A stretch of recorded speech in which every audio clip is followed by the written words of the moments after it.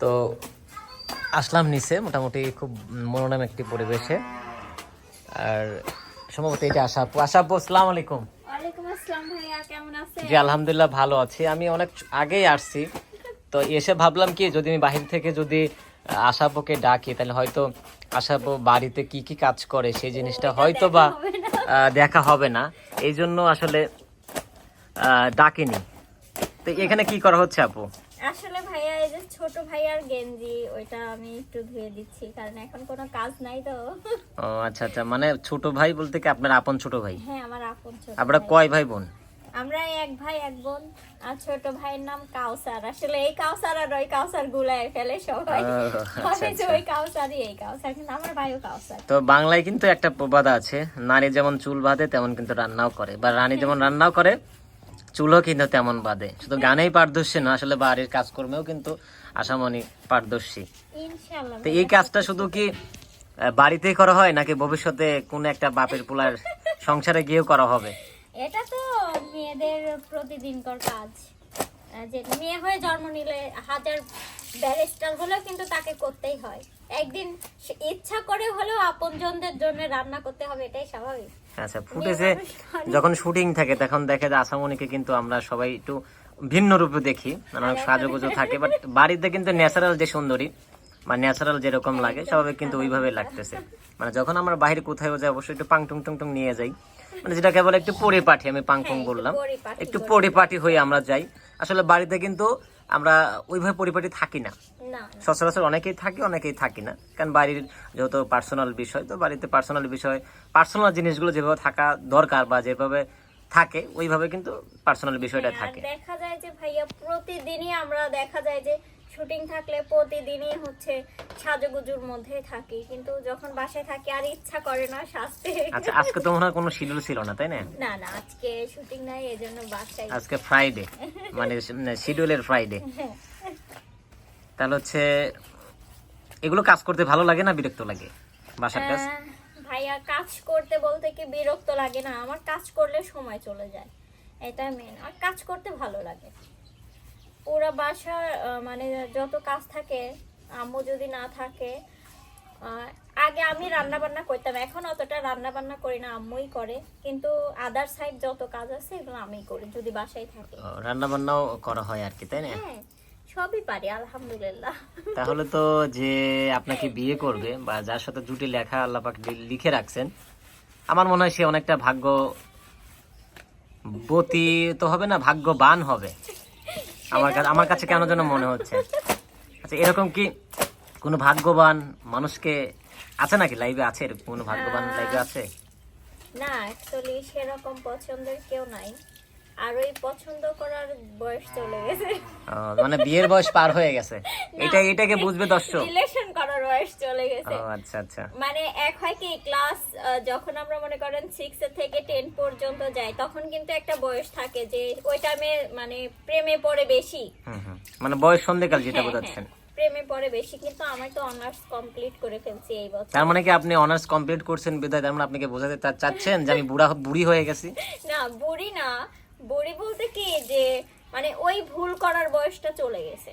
আচ্ছা, হ্যাঁ হ্যাঁ, মানে প্রত্যেকটা নিজের মানুষেরই life নিয়ে যেটা ভাবার, এখন তো আমরা সেটাই ভাববো, পিছনে কিন্তু ঘুরে তাকানোর বয়স আমাদের নাই। আচ্ছা, মানে আমরা তো বুঝতেই পারি বিয়ের বয়স আসলে পার হয়ে যাচ্ছে, কিন্তু আসলে বিয়েটা যদি আল্লাহ যদি না লিখে রাখে এই সময় তাহলে তো হবে না। না, বিয়ে কারণ জন্ম মৃত্যু বিয়ে তো আল্লাহর তরফ থেকে হয়। আমি বলি ভাইয়া, বিয়ে আমার করার অতটাও ইচ্ছা নাই, কারণ বিয়ে মানে একটা প্যারা। আর সব থেকে এটা ভালো যে আমি নিজে, আমার খুব ইচ্ছা আছে যে নিজে একটা ছোটখাটো যেটাই হোক, যেহেতু পড়াশোনা করতেছি, কোনো না কোনো একটা জব আল্লাহ ঠিকই কপালে দিয়ে দিবে। তো একটা জব করব, নিজে খাবো আর বাবা মাকে দেখবো, এটাই ইচ্ছা। না, এটা তো ভালো একটা জিনিস আর কি। আচ্ছা, আর একটা কথা বলি, সেটা হচ্ছে এই যে আপনি যে পড়াশোনা করতেছেন, অনার্স শেষ করছেন, আপনার অনেক বন্ধু বা বান্ধবী, ছেলে বান্ধবী হোক বা মেয়ে বান্ধবী হোক, বন্ধু হোক, এটা তো অনেকেই, আমার মনে হয় 99% মানুষ তাদের বিয়ে শাদী হয়ে গেছে। আমরা তিনজন একসাথে ছিলাম। হ্যাঁ, আমরা একই, মানে আমার বাসার এই পাশে একটা ওই পাশে একটা, সম্পর্কে ফুপু আর একটা সম্পর্কে চাচাতো বোন। আচ্ছা, আমার আজ থেকে 5 বছর আগে বিয়ে হয়ে গেছে, কিন্তু আমার ফুপু পড়াশোনা করতেছে এখনো, কিন্তু আমার চাচাতো বোন পড়াশোনা বাদ দিয়ে দিয়েছে, পড়াশোনা করে না। আর আমার একটা ফুপুর মেয়ে, একটা বেবি হয়েছে, তো বছর পার হয়ে গেছে, 2 বছর মনে হয়। আচ্ছা, আমি আসলে এই কথাটাই আমি ধরতে চাচ্ছি। এই যে আপনার ফুপুর মেয়ে, আপনাকে তাহলে ফুপুর মেয়ে কি হয় আপনার? আমার কি হয়? খালাতো ভাই, খালাতো বোন, খালাতো বোন। আচ্ছা, খালাতো বোন, এই যে এখন খালাতো বোন যখন আপু আপু করে ডাকে, তখন মনের মধ্যে একটা ঝটকা ওঠে না, আরে একই সঙ্গের বান্ধবী বা একই না, আমার সঙ্গের ওরকম কোনো feelings এরকম হয় না। ফিলিং আসে না মনের মধ্যে? না, কিন্তু আসলে পরে আমার বাসায় আসবেই, থাকে না ওর নানুর বাসায়, ওর থাকেই না। আচ্ছা, তার মানে কি এইটা একদম স্পষ্ট যে আশামণি আসলে বিয়ে করবে না, বা বিয়ের প্রতি একটা না, অনীহা বিয়ে এরকম কিছু করবো কিনা? না এরকম কিছু না, কারণ মেয়ে হয়ে জন্ম নিলে তো পরের ঘরে যাইতে হবে, এটা স্বাভাবিক, কিন্তু ওই রকম কোনো ইচ্ছা আচ্ছা, নাই। কেমন ছেলে পছন্দ আসলে? আমার কেমন ছেলে বলতে কি, কেমন ছেলে আমার মানে যেটা আমি বিশ্বাস করি সেটা হচ্ছে যে এরকম একটা ছেলে, তার টাকা পয়সা থাকবে, এসব কিছু আমার চাই না। শুধু ওর একটা মানে ভালো একটা মন থাকতে হবে, ভালো ব্যবহার থাকতে হবে, গুণ থাকতে হবে, চেহারা যেমনই হোক, কারণ যাতে বলে যে না ওই ছেলেটা একটা মানুষের বাচ্চা। আচ্ছা, মানুষের বাচ্চাটা কেটে দিন। আবার আবার মানে ওই ছেলেটা একটা মানুষের মতো মানুষ, মানে যাকে দেখে সবাই এলাকার যাতে সবাই সুনাম করে না, ছেলেটা সুনাম অনেক করে, ভালো, যার ফ্যামিলি মনে ব্যাকগ্রাউন্ড কোনো ভালো। অহংকার থাকবে না, ছোট উঁচু নিচু ভেদাভেদ করবে না, এরকম। আচ্ছা, এইখানে আমার আমার প্লাস আমার দর্শকের, আমি যেগুলো বলি আমার দর্শক কিন্তু ওইগুলোই বলি দেয়, হ্যাঁ? মানে তার দর্শকের কথা তো আমরা আগে থেকেই কিছু একটা বুঝতে পারি। এই যে একটু আগে যে বললেন যে সাদা মাটা হয়তো আমাকে ভালোবাসতে হবে, এলাকার সবাই যাতে এক কথা তাকে মানুষ হিসাবে যাতে মানুষ বলা যায়, মানে সব দিক দিয়ে সে পারফেক্ট আর কি। এটা কি শুধু ক্যামেরার বা এই সোশ্যাল মিডিয়াতে এটা বলা, নাকি আসলে মনের গভীর থেকে আসলে এই কথাটা বলা? ক্যামেরার জন্য না ভাইয়া, কারণ এটা আমার বাস্তবেই মনের কথা। কারণ মানুষের আচার ব্যবহার, তার ভালো দুইটা মুখের কথা, এটাই মেনা। বয়স কোনো মেটার না? না বয়স, না না না না, আমি কি এখন নানুর বয়সে বিয়ে করবো না? না, আপনি যেহেতু বললেন, হয়তো অনেকেই আছে সোশ্যাল মিডিয়ার বদন্যতে কিন্তু আমরা দেখি যে আল্লাহ তাআলা তাদেরকে বিয়ে জুটি লিখে রাখছেন বিদায় হয়, কিন্তু আসলে সমাজে কিন্তু অনেক টোল এরকম ভিডিও হয় যে 20 বছর বা 22 বছর মেয়ের বয়স, আর সেই আর একটা 56-60 বছর এরকম, কিন্তু বড় বড় পর্যায়ে কিন্তু হয়ে গেছে আসলে কি বড় বড় মিডিয়ার চয়েস একরকম না, কারণ ওই যে আমি বললাম না, ওই রকম কারা হয় জানেন, মানে টাকা দেখে হয়। না, অনেক আপনার 20 লাখ সবাই তো আর টাকা দেখে হয় না, যারা অনেকে আছে যে ভালোবাসার টানেও কিন্তু হয়, হয় না? যদি তাই না হতো, তাহলে যে অনেকে কিন্তু ফরেন কান্ট্রি থেকে কিন্তু আমাদের বাংলাদেশে সচরাচর, আমি গতকালকে একটা ভিডিও দেখলাম, চীন থেকে আসছে। হ্যাঁ। তো এটা আসলে কি জীবন চলার ক্ষেত্রে সবকিছুরই প্রয়োজন আছে, এটা আমি মনে করি।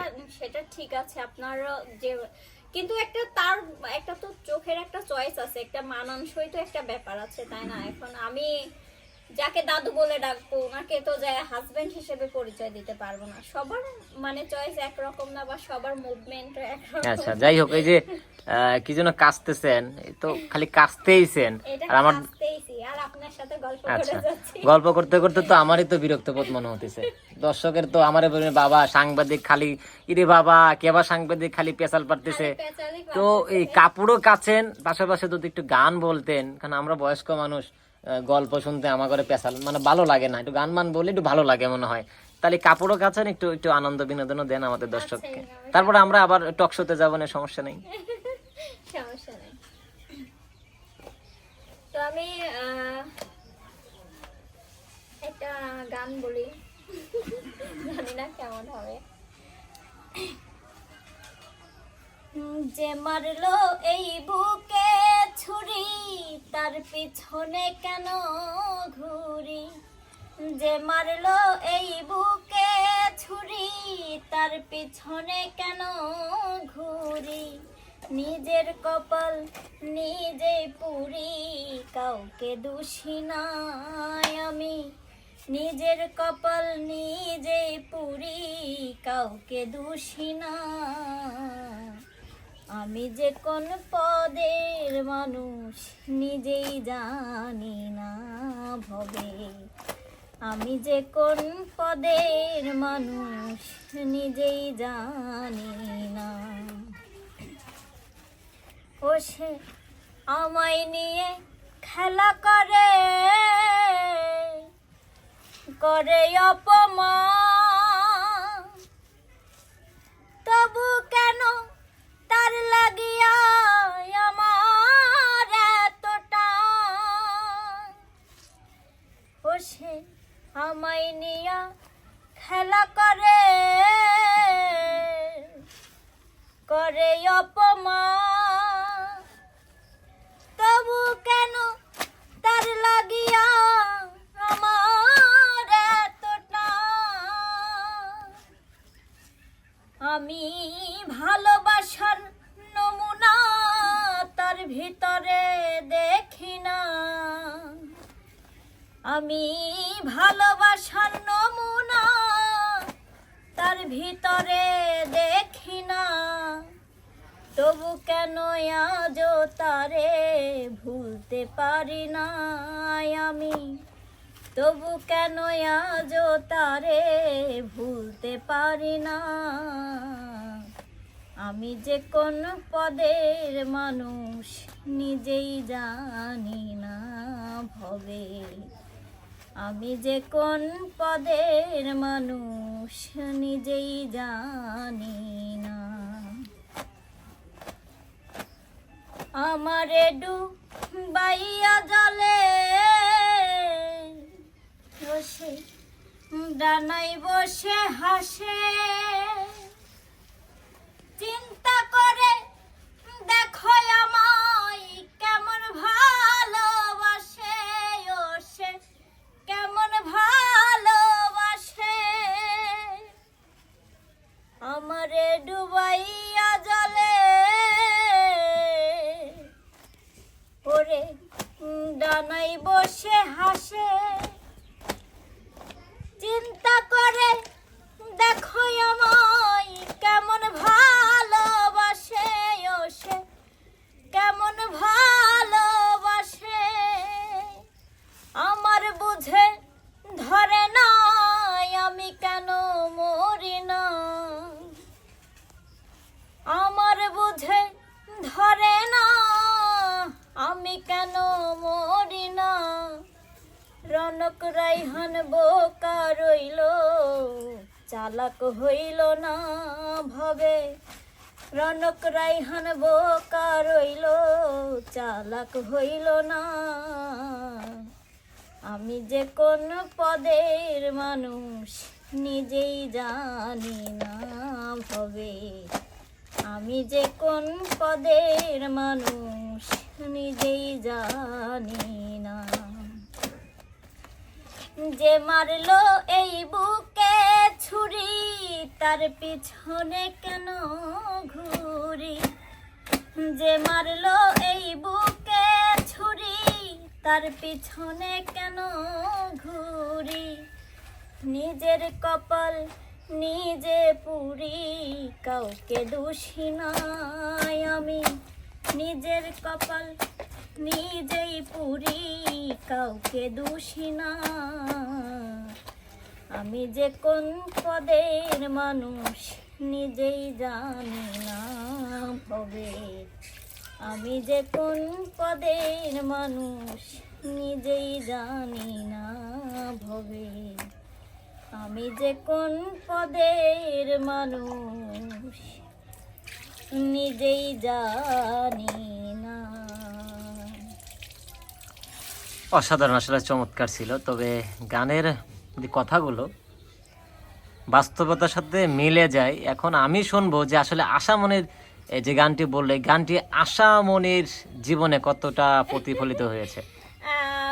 প্রতিফলিত কি, বন্ধু বান্ধব আত্মীয় স্বজন যারা আছে আমাদের চারপাশে, যাদেরকে অতিরিক্ত বিশ্বাস করেছি। শুধু কি বন্ধু বান্ধব নাকি অন্য কিছু স্পেশালিটি কেউ আছে কিনা? স্পেশাল বলতে বান্ধবীরা ছাড়া কেউ নাই। ছোট থেকে যাদের সাথে চলাফেরা করছি, একই সাথে থাকছি, কিন্তু এটা বলতে পারবে না যে কেউ যে আমার উপকার কোনোদিন করছে। আমি তাদের উপকার করছি কিন্তু বিনিময়ে লাথি খাইছি, এটাই বাস্তব। কারণ তারপরেও দেখেন যে আমরা যেখান থেকে আঘাত পাই কিন্তু সেখানেই ফিরে যাই, যেখান থেকে আমরা বারবার আঘাত পাই আবার সেখানেই ফিরে যাই। যে পরে যদি এসে বলে যে আমার ভুল হয়ে গেছে, তখন আমরা ওইটাকেই বিশ্বাস করি যে না, ও মনে হয় ঠিকই আছে, আচ্ছা মানে মাফ করে দেই। কিন্তু যে বেঈমান সে বেঈমানই করবে সারা জীবন, আমরা এটা আসলে আচ্ছা, আশামনি কি জীবনে এরকম বেঈমানের আবির্ভাব হয়েছে কিনা? বেঈমানের আবির্ভাব বলতে বন্ধু বান্ধবের থেকে হয়েছে। বন্ধু বান্ধব থেকে এরকম অনেক হার্ডলির যে বিষয়টা আছে, ইয়াচিং কষ্টের যে বিষয়টা, ওইটা। যাদেরকে অতিরিক্ত ভালোবাসতাম আজকে তারাই অতিরিক্ত দুঃখ দিয়েছে। আচ্ছা, দুঃখটা আসলে কেন দেয়? দুঃখ কেন বলতে আমি হয়তো তাদের কোনো কিছুতে স্বার্থে টান লাগে, তাছাড়া আর কি। আচ্ছা, কি এমন স্বার্থ থাকতে পারে যে আশামনিকে স্বার্থ তেমন ব্যক্তিগতভাবে? কিছু না আসলে ভাইয়া, এটা মানে বোঝাচ্ছি যে আসলে আমরা যখন দুইটা মানুষ একসাথে থাকি তখন কিন্তু কোনো ঝামেলা হয় না, কিন্তু দুইটা মানুষের জায়গায় যদি তিনটা মানুষ একসাথে হয়, না বন্ধু বান্ধব আর কি। হ্যাঁ, যখন আচ্ছা। একসাথে হয় দেখা গেল যে কাউকে একটু বেশি ভালোবাসতেছে, কাউকে একটু কম, এটা হবেই সাধারণ, কারণ হাতের 5টা আঙ্গুল যেহেতু সমান না, কারো ভালোবাসাও কিন্তু সমান হয় না, কারো থেকে একটু কম একটু বেশি, এটাই স্বাভাবিক। কিন্তু এই বিষয়টাই কেউ মেনে নিতে পারে না, বুঝছেন? এইটাই মানে এইখান থেকে হিংসা, যে ওকে ভালোবাসতেছে আমাকে কেন বাসতেছে না, আমিও তো সেম ওর মতোই। এই যে এটা নিয়ে মানে মেয়ে মানুষ তো বা ছেলে মানুষ, একটু ছোটখাটো বিষয় নিয়ে ঝামেলা হয়ে যায়, আচ্ছা। এটাই। আসলে কি বলবো, অনেক সময় আড্ডা দিলাম, কথা বললাম, খুবই ভালো লাগলো। আর প্রায় সন্ধ্যাও তো বেজে গেল, বাসায় তো যাইতে হবে। তো আপু, আপনাকে অসংখ্য ধন্যবাদ আমাদের আপনাকেও অনেক সময় দেওয়ার অনেক জন্য। ধন্যবাদ ভাইয়া। তো ভালো থাকবে না, ইনশাল্লাহ। তো প্রিয় অডিয়েন্স, আজকে এই ছিল আমাদের ব্লগ। অবশ্যই ভালো লাগলে লাইক শেয়ার কমেন্ট করে পাশেই থাকবে।